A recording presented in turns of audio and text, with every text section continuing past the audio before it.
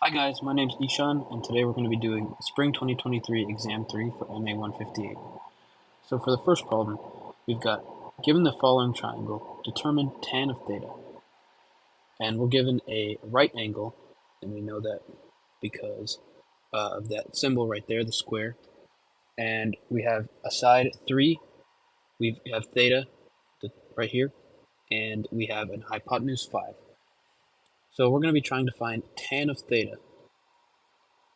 Using SOHCAHTOA, we know that tan of theta is opposite over adjacent. So our opposite here, opposite of this theta, is 3. And adjacent is unlabeled because it's not given to us, so we're going to call it x. So 3 over x is tan of theta.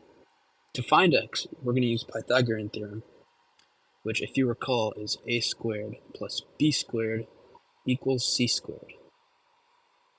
In this case, a would be x, b would be 3, and c as the hypotenuse would be 5. We can go ahead and solve for x by doing some basic algebra. So we subtract 3 squared to the other side, and we have 5 squared minus 3 squared. Continue simplifying. 5 squared is 25, 3 squared is 9, so 25 minus 9.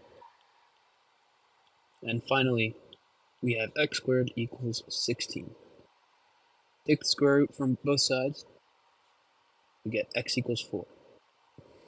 So we can replace our x with 4 on our triangle and also replace it up here. So we have tan of theta equals 3 over 4, or 3/4, and that would be f. Alright, next we have number 2, which says, write the following expression as a single logarithm.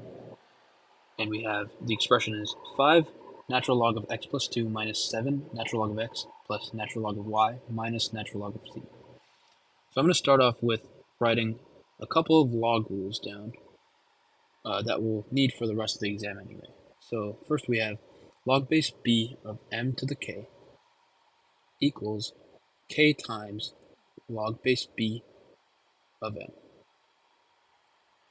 Next we have log base b of m times n equals log base b of m minus plus log base b of m. Similarly, we have log base b of m over n equals log base b of m minus log base b of m. Alright, now that we have a couple of those written down, we can start simplifying the problem a little bit. So the way I would tackle this problem is kind of grouping the first two terms and the next two terms, at least at first. But before that, what we can do is we can, using the first log rule, this one, we can get this up here, get this up here. So what that would look like is natural log of x plus 2 to the 5th minus natural log of x to the 7th. And then we can continue with the other two terms, like that. After this, we can use the third log rule, kind of reverse it, so go from right to left, and we get natural log of x plus 2 to the 5th over x to the 7th. And then we can continue with the other side. So same thing, natural log of y over z. Next, we can use the second log rule,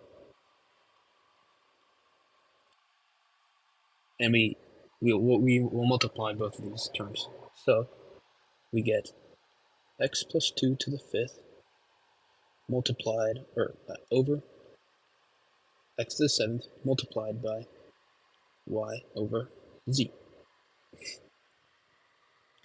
And then I guess now we can just look towards the answers and see which ones fit best, and then we can manipulate our answer to fit accordingly.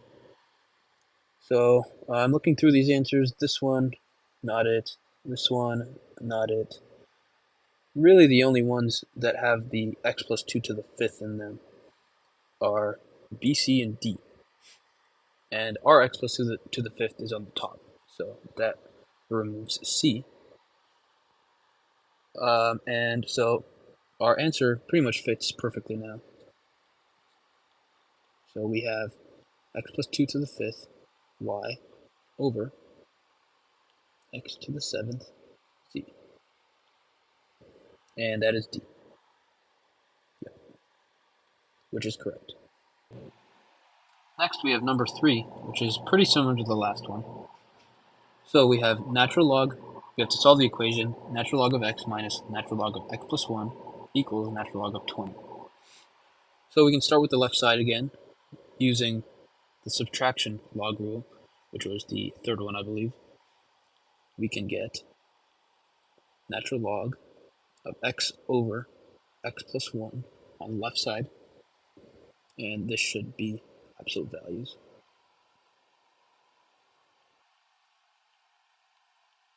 equals natural log of 20. Now we see natural logs on both sides. What should occur to you immediately is to take e to the both sides. So we have e to the natural log of x over x plus 1 equals e to the natural log of 20. And now what we can do is e to the natural log of anything is the anything. So we can kind of cancel these out, and we get x over x plus 1 equals 20. Now we solve for x, multiply the x plus 1 to the other side, we get 20x plus 20. We can isolate x and then divide by negative 19, and we get x equals negative 20 over 19. And this is a tricky question because that is one of the answers. However, that's not the correct answer. You always have to remember to check the domain in the original equation. And if you remember correctly, the domain of natural log is always positive. So from 0 to infinity. And our answer is negative. So we have to discard this answer. So the actual correct answer for this problem is C. There is no solution. Now we have number 4. Find the domain of the function f of x equals natural log of x squared minus 3x minus 10. Like I just said, the domain of natural logs is always positive from 0 to infinity. So what we can do to find the domain of this function is to set the inside of the log of the logarithm to be greater than 0, to be equal to 0, excuse me.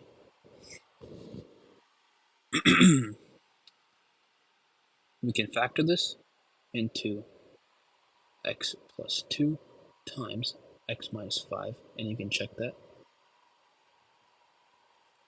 And then we set each of the factors equal to 0. So we have x plus 2 equals 0, and x minus 5 equals 0. And our critical points are x equals negative 2 and x equals 5. So now what I'm going to do is create a little number line. A pretty sizable number line, actually. And using this, we can figure out in what domains this function remains positive. Excuse me. Not that whole thing. This remains positive. So we can make little marks for negative infinity here, infinity here, and then our critical points are -2 and 5. And we're basically trying to find that this section of the number line, this section of the number line, and this section of the number line, we're trying to find which ones are positive. So we're going to have 3 test points. For this section, I decided to test the value x equals 6. So all we do to do that is to plug it back into here. So with that, we can do 6 plus 2. See how I'm just subbing it in for x? 6 plus 2 times 6 minus 5. And this, so 6 plus 2 is 8, 6 minus 5 is 1. That's positive, greater than 0. So that's a check. This side above 5 is positive. Now we test x equals 0, because why not? 0 is between -2 and 5. 0 plus 2 times 0 minus 5. That's negative. So that is not going to work. Drawing an X green is a little weird, but that is negative. So that's not going to work for us. And finally, we can test x equals -3 for this section of the number line. -3 plus 2. And here we have a -1 times -8. Negative times a negative is a positive. So this is also positive. Uh-oh. There we go. So the conclusion is that from -infinity to -2, the inside of our log, of our natural log, is positive. This is also true from 5 to infinity, but this is not true for -2 to 5. Let's see what answers follow that. It looks like E follows that. And that is correct. Alright guys, for number 5, pretty simple question. Which angle is complementary to 30.57 degrees? So for this question, you really just need to know what complementary means. And complementary just means when two angles add up to 90 degrees. So all you're going to do is you're going to find, so you know one angle is, let's call it angle alpha. You know alpha is 30.57 as given. And since complementary means both angles have to add up to 90, we can call our second angle beta. Alpha plus beta have to equal 90. Substitute in 30.57 for alpha. Solve for beta. And using your calculator, the answer you should get should be 59.43 degrees, which is the correct answer. Alright, so for number 6, it says, find all solutions to the given equation in the interval 0 inclusive to 2 pi, and our equation is tangent of theta equals 1 over root 3. So the first thing we should do is think about what tangent actually means. That's sine over cosine. And then we can look at the unit circle, which gives us a lot of the values for sine and cosine. And the way they're presented like coordinates is the first one is the cosine value, and the second one is the sine value. And looking back at our equation, 1 over root 3, we can immediately eliminate any angle in radians. So 3 pi over 4. Any pi over 4 value, radian value, we can eliminate because it doesn't involve root 3 in either the cosine or the sine. And since the root 3 is on the bottom and tangent is sine over cosine, we know that cosine needs to involve root 3. So we can eliminate pi over 3, we can eliminate 2 pi over 3, this one, and this one. And obviously we can eliminate these as well because they don't involve root 3 at all. So now we only have 4 possible options. We have 5 pi over 6, pi over 6, 11 pi over 6, and 7 pi over 6. Another thing we should take note of in the original equation is that it's positive. And that means, since tangent is sine over cosine, that means that either sine and cosine both have to be positive or they both have to be negative. That immediately eliminates any angles in quadrant 2 or 4. Because as you can see, only one of the values is always negative, which would make the whole thing negative, which would make tangent negative. So the only ones we have left are pi over 6 and 7 pi over 6, which is the correct answer, B. Alright, so number 7 says solve the equation e to the 2x minus 3e to the x minus 7 equals 21.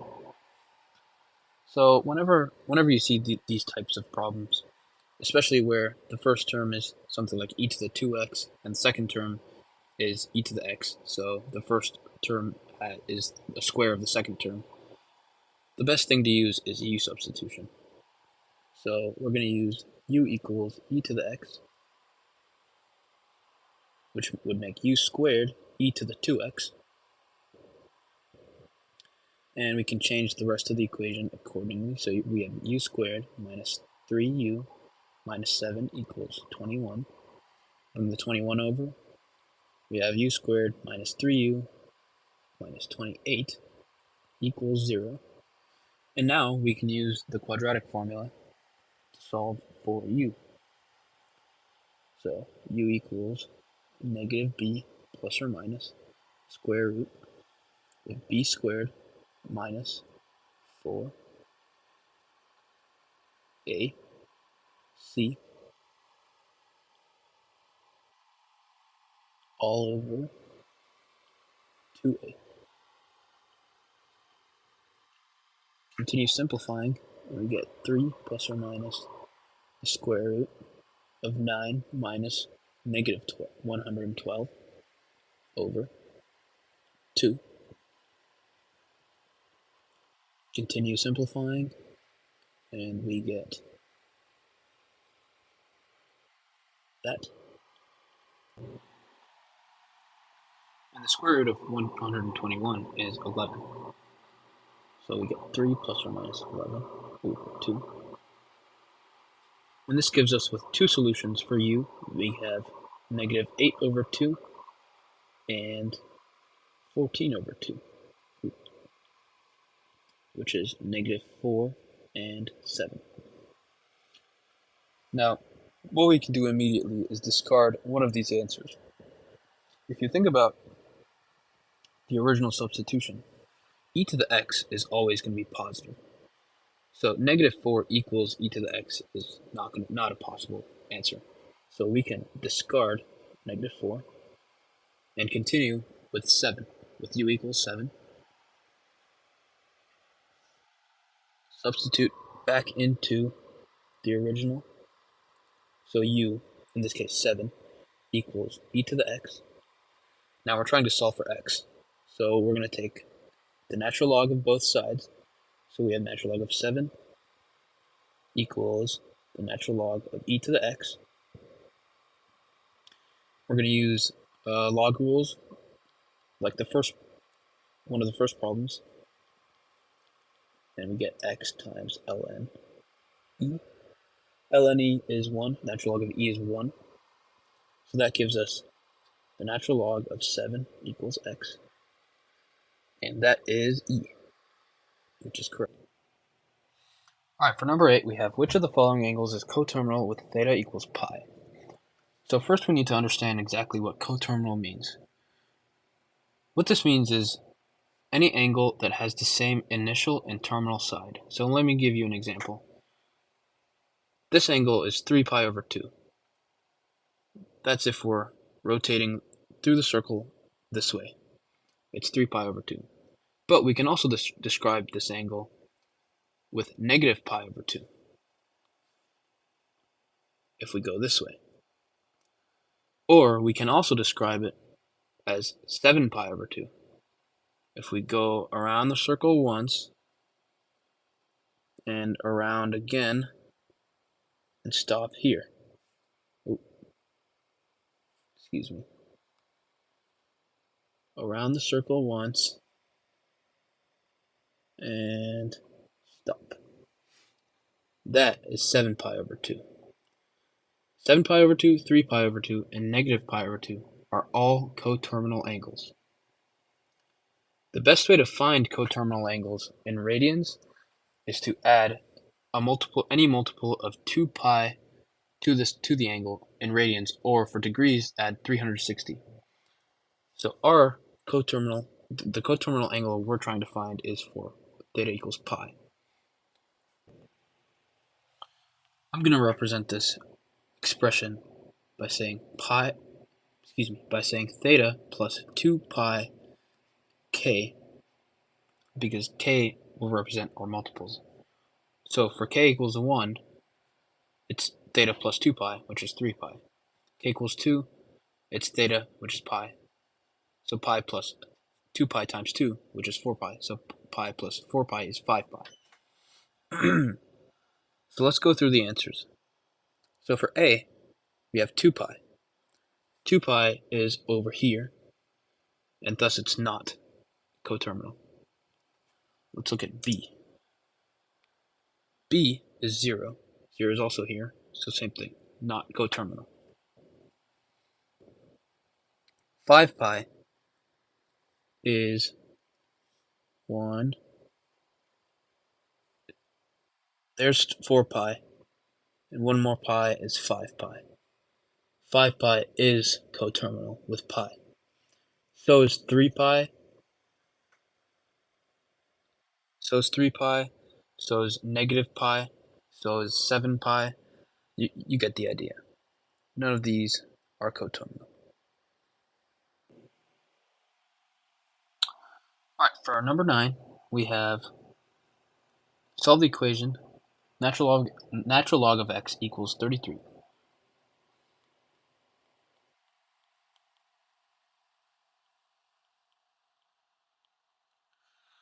So what we can do is exponentiate both sides. So e to the natural log of x equals e to the 33rd power. And as you know, e to the ln x is just x.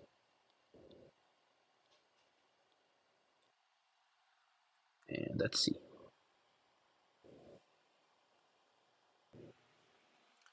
Alright, for number 10, we have on what interval or intervals is f of x equals 8 cosine of x over 3 greater than 0, so positive, on the interval 0 to 6 pi.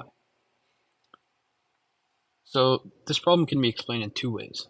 So the first way is I have a graph from Desmos, and I graphed this function right here, and it shows us when the function is positive, which is what we want. What's this? I'm not sure. Okay, sorry.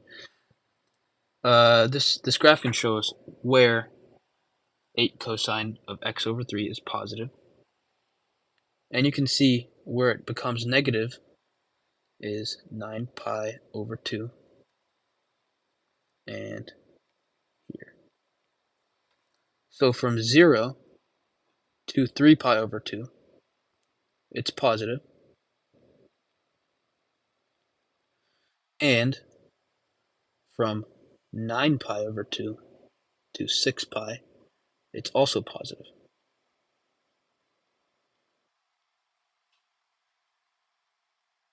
which would give us the answer B. Here's another way we could think of this.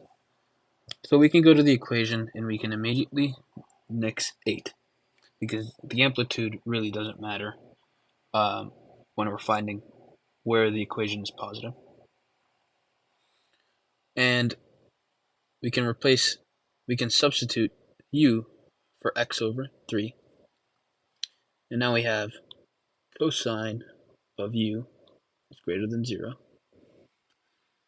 And here we can go back to the trusty old unit circle, and we'll highlight where exactly cosine is positive. And that's going to be on this side, on the right side of the unit circle. See, all of the values are positive.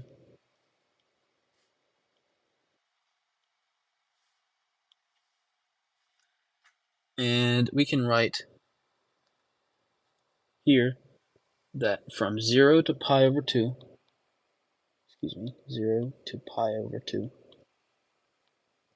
sorry, I can't write today, 0 to pi over 2, and from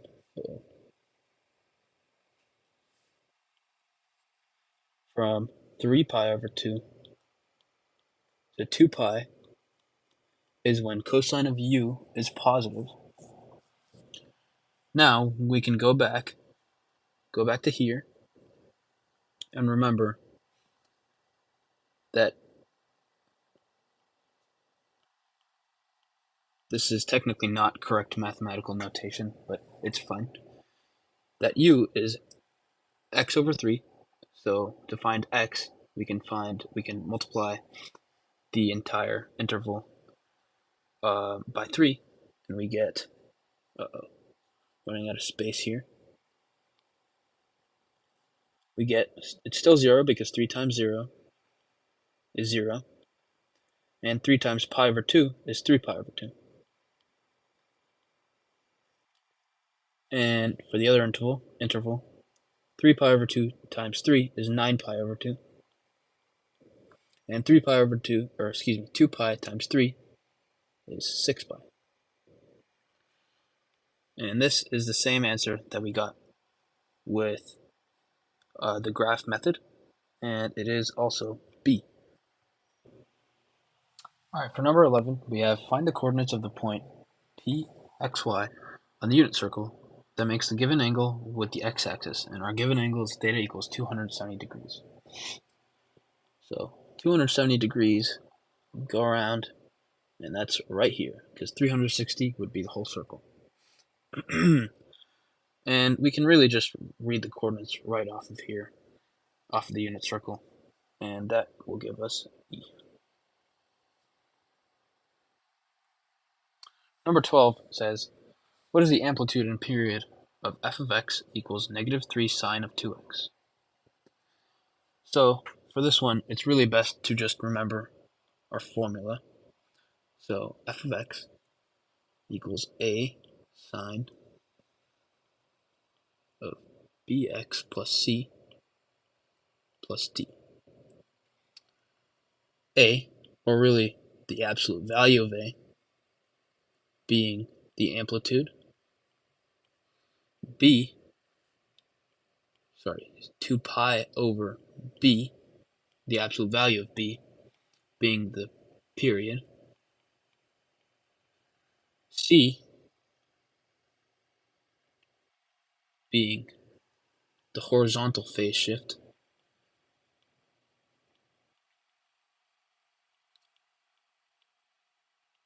If C is negative, that means the graph will shift to the right. If it's positive, it'll shift to the left. And D being the vertical shift.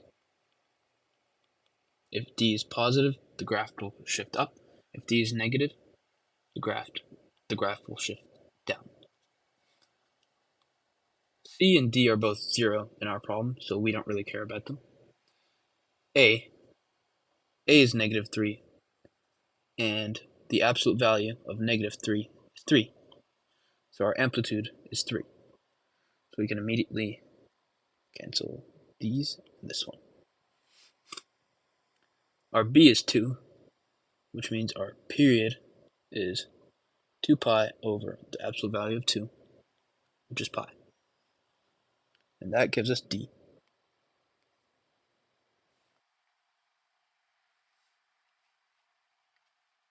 For 13, you're going to need a calculator. Given sine of theta equals 0.9845, approximate the radian measure of the acute angle theta to 2 decimal places. So, we have sine of theta equals 0.9845. Inverse sine, we can take the inverse sine of both sides, which gives us theta equals inverse sine of 0.9845. If you plug this into your calculator, you should get about 1.39. It should be like 1.38 something, but it should round up to 1.39. But it is very important that you remember you should be in radian mode for this. If you are in degree mode, you'll get the wrong answer. You'll get D. D is wrong. They're trying to trick you. The correct answer is E. All right, for number 14, we've got a little bit of a long one. So we have an object initially at 180 degrees Fahrenheit is placed in an environment with an ambient temperature of 76 degrees Fahrenheit. The temperature T, big T, in degrees Fahrenheit of such an object as a function of time, little t, in minutes is given by Newton's law of cooling as follows. Big T of little t, T of t, equals 76 plus 104 e to the negative 0.24 t. How long will it take for the object to reach a temperature, big T, of 100 degrees Fahrenheit, round to the nearest minute? So, what we can immediately do is substitute 100 degrees Fahrenheit for big T of little t, and fill in the rest of the equation.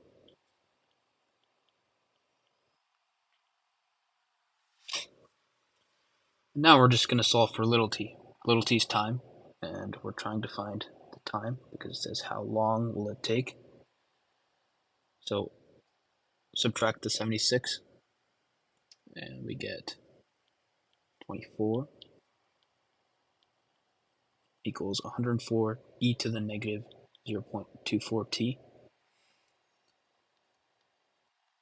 More algebra.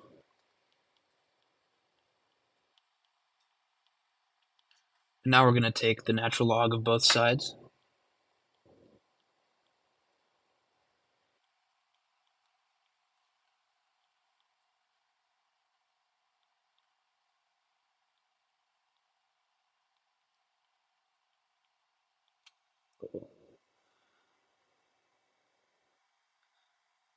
And as you know, when you take natural log of e to anything, the result is the exponentiated number.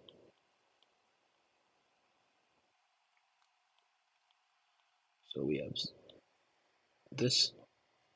We can divide the left by negative 0.24.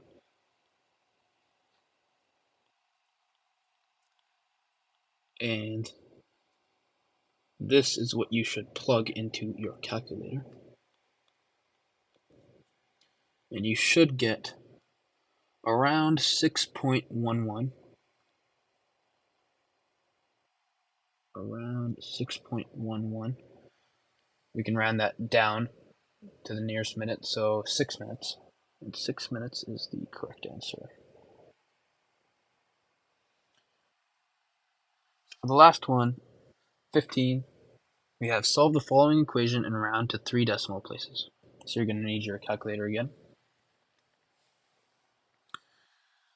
So first thing we can do is take the natural log of both sides. As soon as you see like weird exponentials like this, that should really be the first thing that comes to your mind. So we have natural log of 7 to the x equals natural log of 21.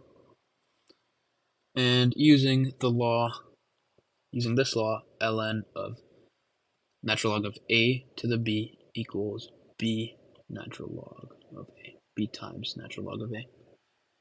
Similar to one of the log rules we used earlier. Using that, we can reduce this to that.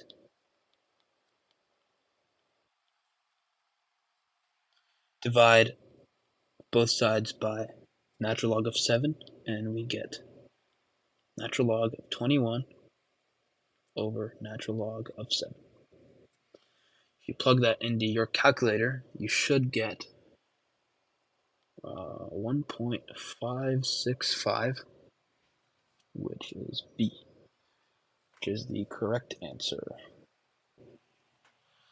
Just a clarification on one of the ways they can trick you. They did trick you with this question. Is they make you might get confused and accidentally use a log rule that you're not supposed to, because you see natural log of 21. Actually, I'm going to do this in a different color so you know you shouldn't do it. You see natural log of 21 over natural log of 7.